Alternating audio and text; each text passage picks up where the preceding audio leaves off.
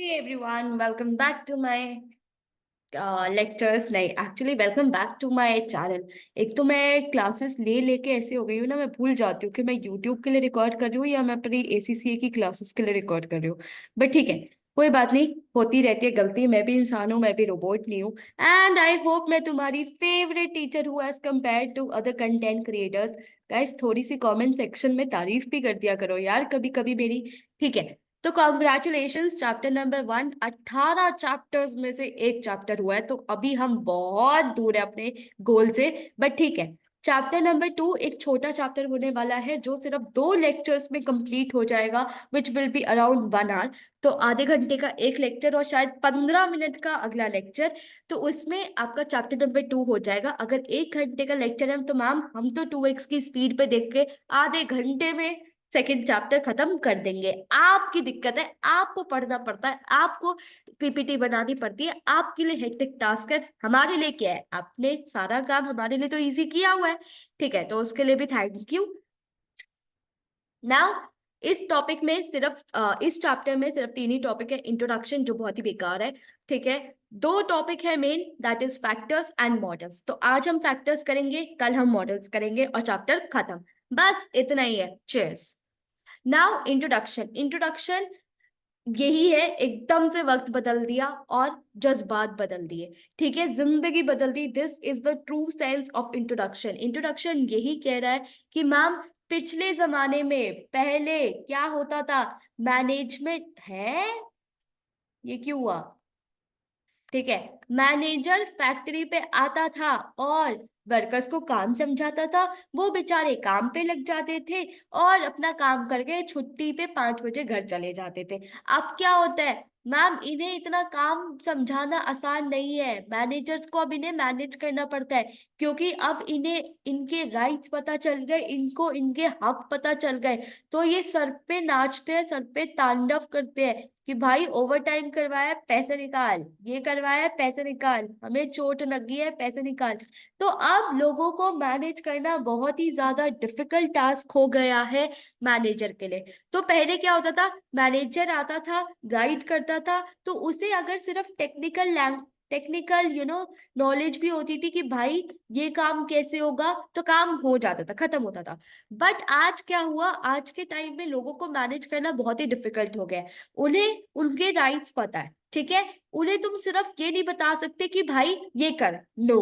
तुम्हें as a team बैठना पड़ेगा, उन्हें समझाना पड़ेगा, उन्हें उनकी फीलिंग समझनी पड़ेगी और सब कुछ करना पड़ेगा। ठीक है, एंड आज के टाइम में चाहे वो मैनेजर रिलायंस का हो, चाहे वो रुचि कंपनी का मैनेजर हो, उसके लिए सबसे बड़ा काम है लोगों को चलाना, सबसे बड़ा चैलेंज है लोगों को चलाना, लोगों को समझाना।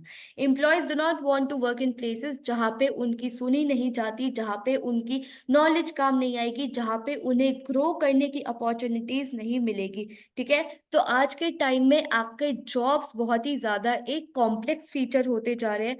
एंड लोग ऑब्वियसली मैम रुचि एंड साक्षी अगर आपकी फैक्ट्री में काम करते हैं तो कभी भी ये दोनों सेम नहीं होंगे, ये आइडेंटिकल नहीं होंगे। ये अपनी सिचुएशंस में डील करेंगे, अलग अलग रिएक्ट करेंगे। तो यही हम समझने आए हैं इस पर्टिकुलर चैप्टर में।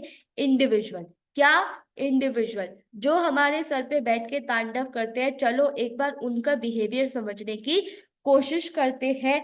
क्योंकि ma'am at the end of the day, जैसे हम बोलते हैं लड़कियों को समझना मुश्किल ही नहीं नामुमकिन है, वैसे ही हमारे वर्कर्स, हमारी एम्प्लॉयज को समझना मुश्किल ही नहीं नामुमकिन है। अब 2 तरीके के बिहेवियर होते हैं। यार मैंने एनिमेशन क्यों नहीं लगाया, ठीक है मैं भूल गई। तो 2 तरीके के ह्यूमन बिहेवियर हो सकता है, एक होते हैं ओवर्ट और एक होता है कोवर्ट।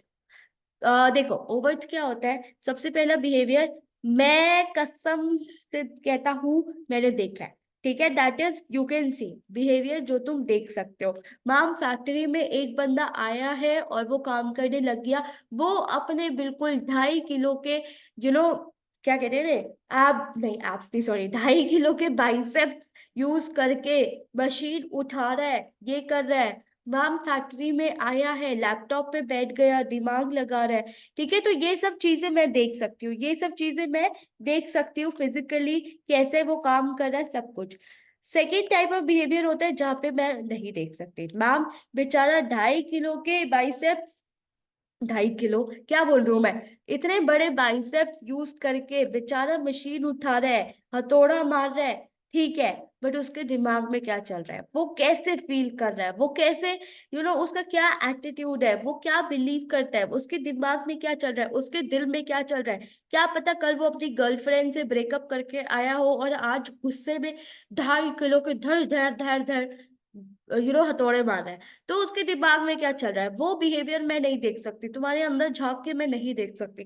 ठीक है, मैं भगवान नहीं हूँ ऑब्वियसली, ठीक है, तो मैम मैनेजर्स भगवान नहीं है, हमें नहीं पता आपके दिमाग में, आपके दिल में क्या चल रहा है, ठीक है, क्या आपकी वैल्यूज है। So this is something that I can not see. Okay, तो ये होते हैं आपके दो तरीके के ह्यूमन बिहेवियर। तो गाइज, आज का जो टॉपिक है, आज का जो मेन टॉपिक है वो ये है, फैक्टर्स अफेक्टिंग इंडिविजुअल बिहेवियर। इसके बाद लेक्चर खत्म हो जाएगा, तो प्लीज इसे थोड़ा ध्यान से सुनना, बिकॉज इसमें 4 ही फैक्टर्स है और 4 ही बहुत बहुत बहुत बहुत बहुत इजी है। अगर तुमने मेरी बातें सुनी है, अगर मेरी बातें नहीं सुनी तो फिर तो okay bye tata see you. एक तो आज ही कोल्ड होना था बाय गॉड। ठीक है, factors affecting the individual behaviour. तो अगर तुम बोर भी हो गए हो मेरी बातों से, मैं इंश्योर करती हूँ कि तुम ज्यादा बोर हो ना ये गंदे से मीम्स लगा के। बट ठीक है, अगर बोर भी हो गए हो तो प्लीज थोड़ा जाग जाओ, पानी मार लो मुंह पे और सुनो मेरी बातें। सबसे पहले आता है पर्सनल फैक्टर। क्या आता है? Personal factor. ये डील करता है कि आप कैसे इंसान से डील कर रहे हो, ठीक है, आप किससे काम करवाना चाहते हो। ठीक है, मैनेजर्स के पास बहुत सारे तरीके के लोग होते हैं। मैम, एक इंटर्न होता है जो अभी अभी बिल्कुल एक निब्बा निब्बी होते हैं, जो अभी अभी बिल्कुल क्या, बिल्कुल कॉलेज से फ्रेश निकल के आए हुए होते हैं। फिर मैम, थोड़े से एक्सपीरियंस होते हैं जो शायद 2-3 साल होते हैं। एक होते हैं मैम जो बहुत ही ज्यादा सीनियर होते हैं, मैनेजर्स होते हैं जो पता नहीं कितने सालों से इस कॉर्पोरेट वर्ल्ड में काम कर रहे हैं। ठीक है, उनकी एज भी ज्यादा होती है हम से, और ऑब्वियसली मैम बहुत तरीके के लोग एक ऑर्गेनाइजेशन में होते हैं, और मैनेजर सबको डील करता है। ये नहीं कि नहीं भाई मैं तो सिर्फ इंटर्न्स को ही संभालूंगा, मैं तो सिर्फ यंग लोगों को ही संभालूंगा, नहीं, ऐसा नहीं होता। ठीक है, तो पर्सनल फैक्टर्स के ऊपर भी आपका इंडिविजुअल बिहेवियर इम्पैक्ट करता है। ठीक है, सो हर सिचुएशन में अगर आप देखोगे, age will play a major role.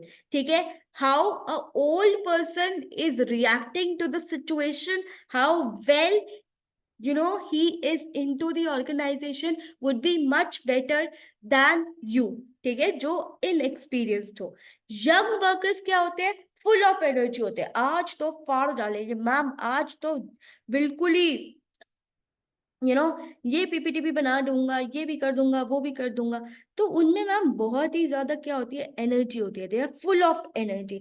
Ma'am, young लोग बहुत ही क्विक लर्नर्स होते हैं। क्या होते हैं? Quick learners. अगर आज आप हमें आईपैड जो लॉन्च हो रहा है अभी, I guess 11th Jan launch हो रहा है, तो ऑब्वियसली मैम हम हाथ में लेते के साथ ही उसे यूज करने लग जाएंगे, हम फटफट लर्नर है। बट जब हम किसी एजेड पर्सन की बात करेंगे, किसी ओल्ड वर्कर की बात करेंगे, तो शायद वो इतना ज्यादा जल्दी ना सीख पाए। तो obviously how a individual, how a young person would act in a situation and how a old person would react in a situation, his behavior and your behavior will diversify, will actually be impacted drastically। ठीक है, now gender, ये बहुत ही कड़वा सच है, ये बहुत ही ज्यादा एक सच है, चाहे हम कितनी भी फेमिनिज्म की बात कर ले, कि विमेन्स टेक मोर लीव। ठीक है, due to their house, due to their any bio situation, any sort of situation, हम ज्यादा छुट्टी लेते हैं। ठीक है, बिकॉज मैम हमें फैमिली भी साथ में चलानी है, हमें अपने हस्बैंड को भी चलाना है, हमें खुद को भी चलाना है। ठीक है, तो मैनेजर्स को रूल्स बनाते हुए ये ध्यान में देना पड़ेगा कि आखिर हमारी ऑर्गेनाइजेशन में कितनी लड़कियां हैं।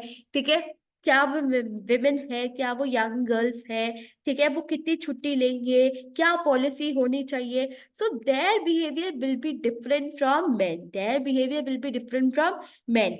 देन एजुकेशन, आज के टाइम में हमारी जॉब्स बहुत ही स्पेसिफिक होती जाती है, बहुत ही स्पेसिफिक होती जा रही है कि मैम अगर आज मैं एसीसीए हूँ तो मुझे वो ही जॉब रोल चाहिए जो एसीसीए को ले। ठीक है।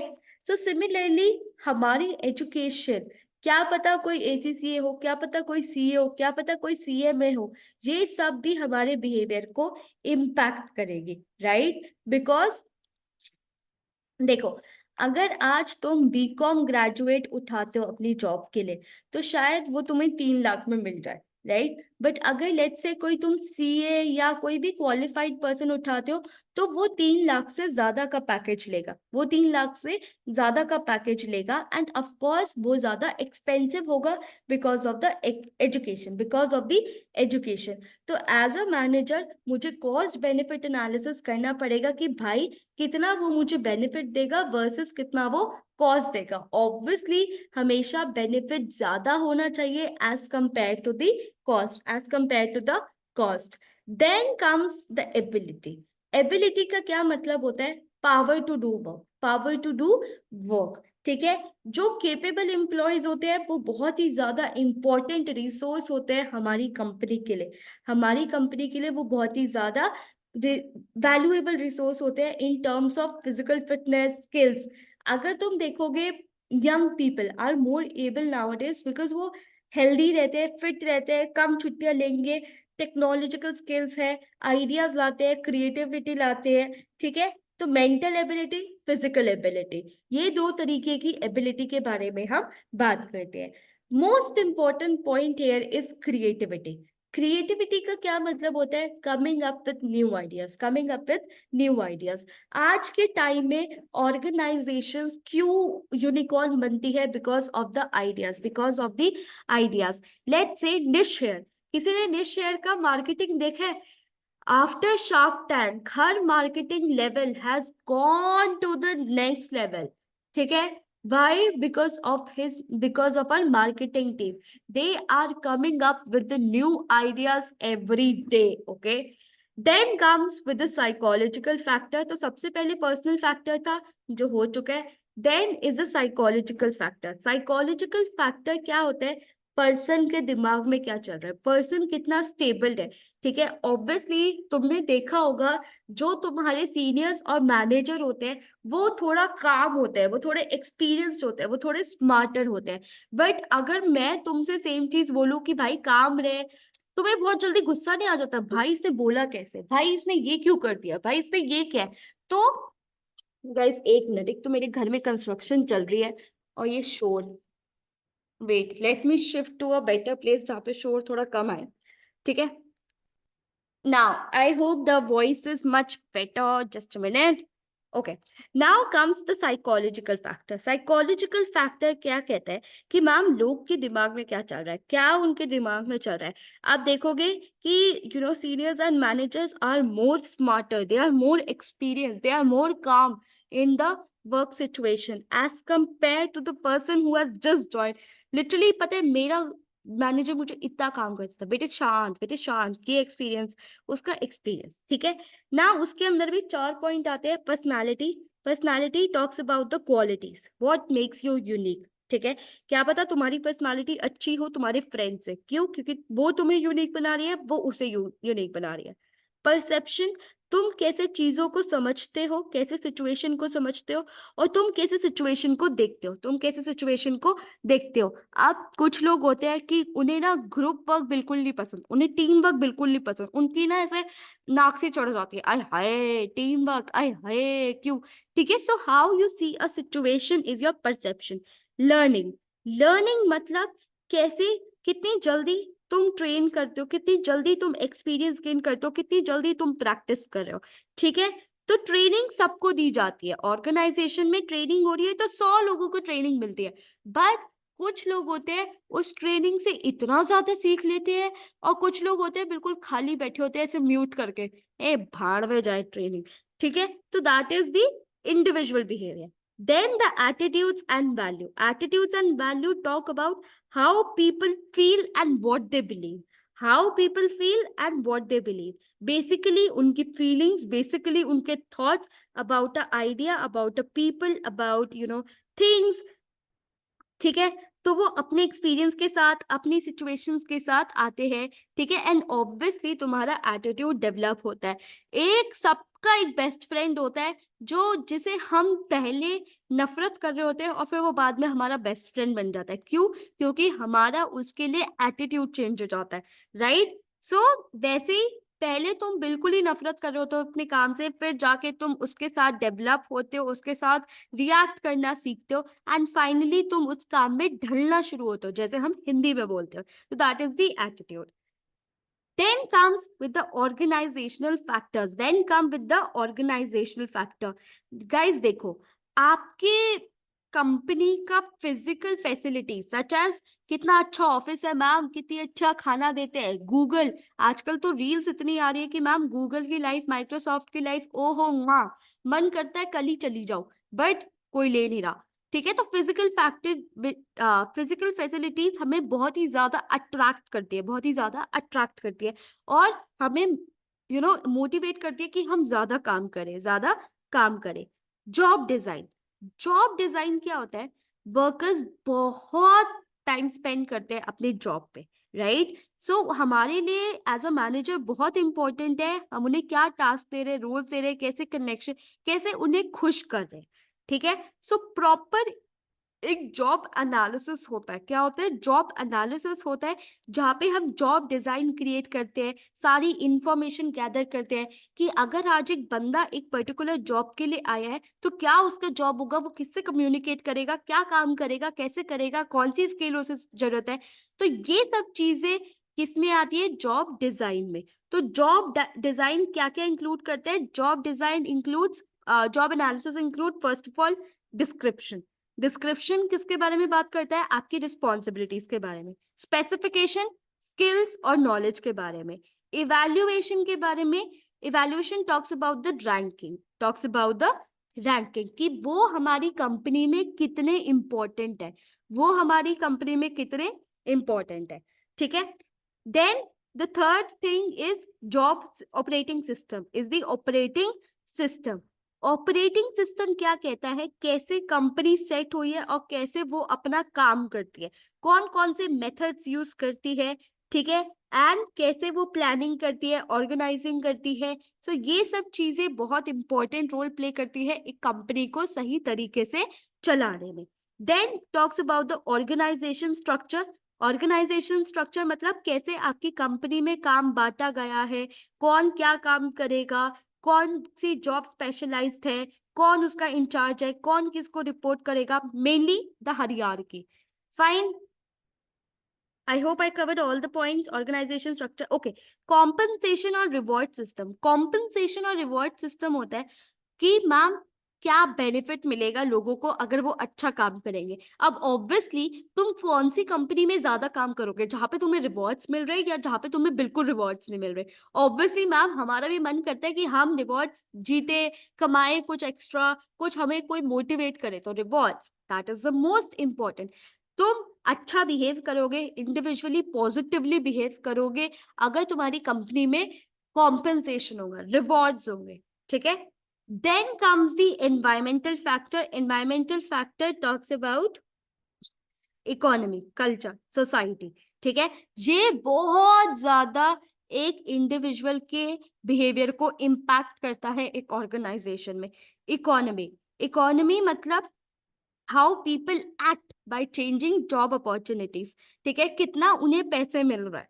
ठीक है, बहुत सारी अगर जॉब्स अवेलेबल है तो लोग आज के टाइम में बहुत ज्यादा स्विच करते हैं। क्यों करते हैं ma'am? Because of the higher pay, because of the higher pay. But अगर जॉब सिक्योरिटी नहीं है, जॉब स्कार्सिटी चल रही है मार्केट में, तो वो एक जॉब से स्टिक होना चाहते हैं। ठीक है, then the cultural factor. Cultural talks about the values, beliefs, ethics.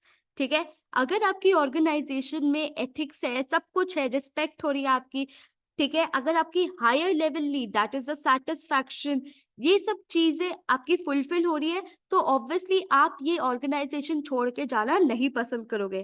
Political factors, political factors, how people will behave अगर आपके if they are affected by the rules and regulations they operate in।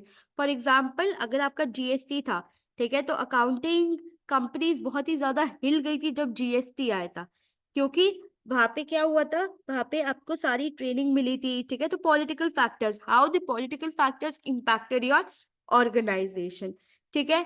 Similarly अगर let's say आपकी country में politics stable है, तो obviously आपका क्या होगा, स्टेबल जॉब्स होंगे, स्टेबल लॉज होंगे, welfare, industrial, wages, taxes, investment. But अगर आपकी कंट्री में पॉलिटिक्स स्टेबल नहीं है, तो आपका कंपनी में भी स्टेबल नहीं होगी, नए नए लॉज आएंगे, नए नए रेगुलेशंस आएंगे।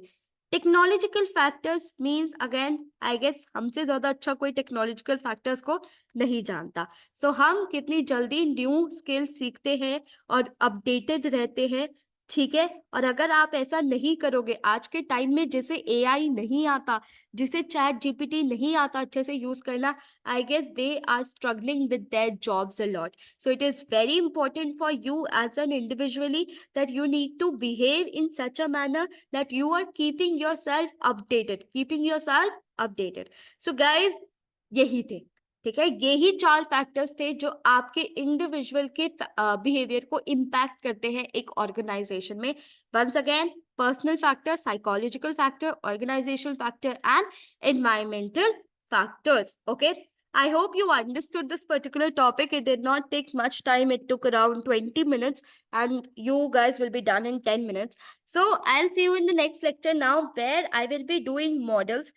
ठीक है, हम मॉडल्स पढ़ेंगे, 4 से 5 मॉडल है जो हम एक एक एग्जाम्पल के साथ सारा समझ लेंगे, ठीक है।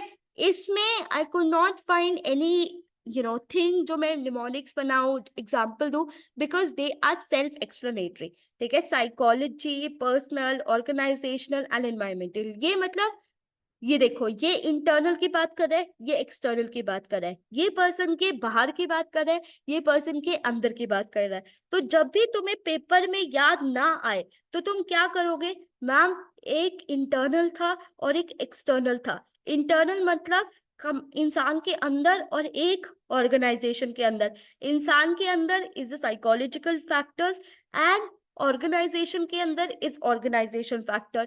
बाहर में भी मैम 2 था, एक इंसान के बाहर और एक ऑर्गेनाइजेशन के बाहर। इंसान के बाहर इज पर्सनल फैक्टर, ऑर्गेनाइजेशन के बाहर is environmental factor. Okay, so this is how you can remember these all factors in just 2 minutes. Fine. Please guys subscribe to my channel. ये मैं लेक्चर के बीच में नहीं बोलती बिकॉज मुझे तुम्हारा ध्यान डाइवर्ट नहीं करना होता. It's a huge request that you subscribe to my channel and comment below. Did you like it? Am I helping you guys or not? I'll see you in the next lecture. Bye. Take care. All the very best.